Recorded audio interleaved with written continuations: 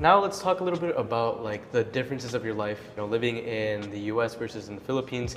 What would you say are like the major differences that you've noticed living here? It's slower paced, which I like actually. Right. It's like, and I think because I have high blood pressure, and I think it actually is like resolving. Yeah, I swear. You're getting better. Yeah. Like just the other day, I took my blood pressure, and I was shocked at like how low it was. I was like, wow. And Yeah. I think it's, I don't know, either the weather or just the slower pace of life. For sure. Something like that. Yeah.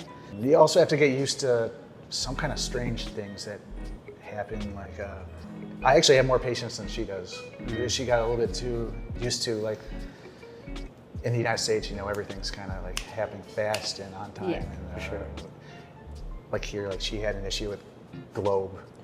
We kind of had to go there a few days in a row to straighten it out. And she was like pretty mad, or not mad, No, but displeased about it.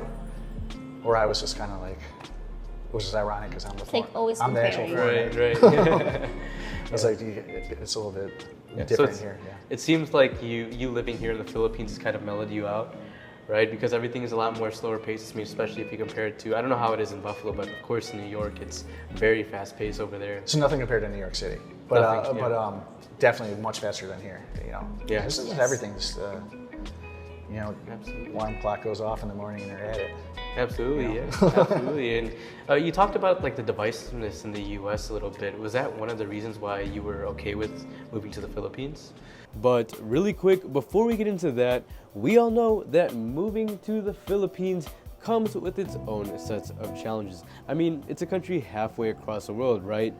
However, imagine if you knew every single nuance that comes into the transition process of moving here as an expat, from what you need to avoid, how to handle the bureaucracy, and where to get the best rental rates. How would that change your life? Well, I'm excited to announce that 5 days from now, we will finally be releasing and opening up doors to our 3-series masterclass called the Lifestyle Arbitrage Blueprint. Yes, that's right. Only 5 days from now, on January 15th, this event and masterclass will be going live, and in it, we'll be walking you through the crucial and foundational steps that you need to take for a successful move to the Philippines as an expat. And the best part is, this is a completely free blueprint for you. 0 cost whatsoever. It's my gift to you guys for the new year. However, we will have limited spots for this, so if you want to reserve and lock in your spot before all of it runs out, go to the waitlist down below in the link in the description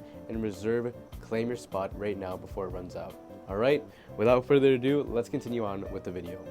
It was something that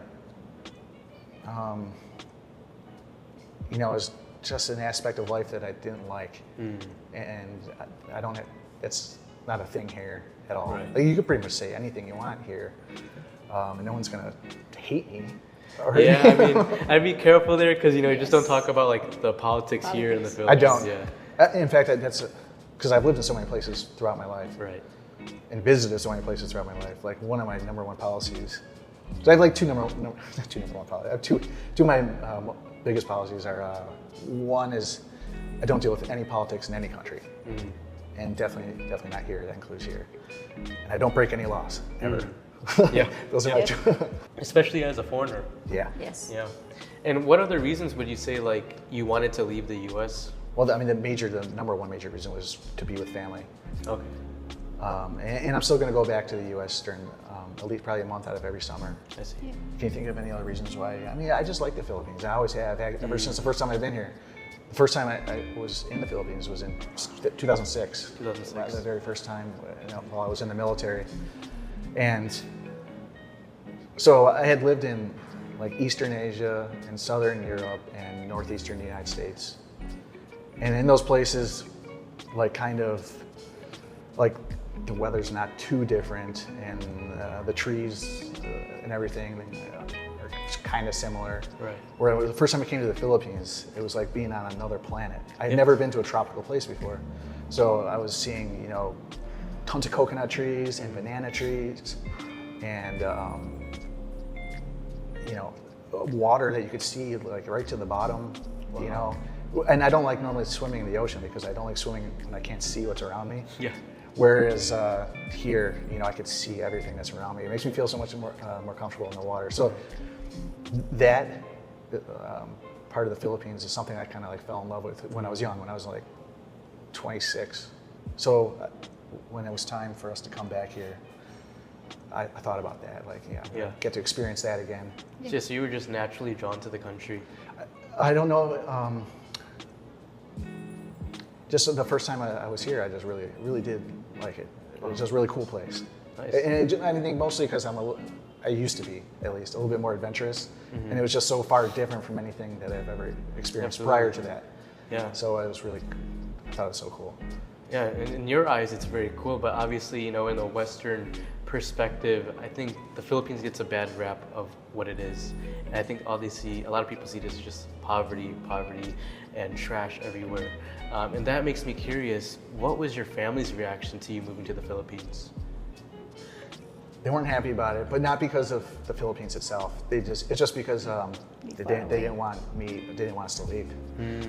Because I have brothers and sisters, and I have nieces and nephews and everything, and then so my daughter has cousins in New York as well as here. So it was just kind of it wasn't that they didn't want me to come here because of the Philippines itself. It's just they didn't want me to come here because they didn't want to not see us as often. I see. And so what was it like for you meeting Kevin's family there in the U.S., Pamela? Well, first I was like kind of shy at first.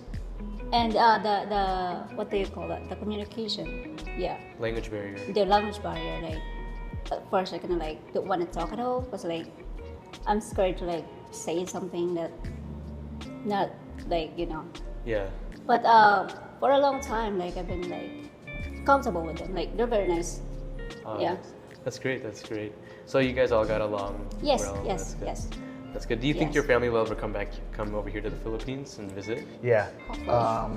I'm hoping That. they all will, but I think my dad probably will. Yeah, Dad really sure, like yeah. searching, like watching also YouTube about Philippines. He's also like huge History Channel guy. Or I see. back when History Channel used to actually have like shows about history.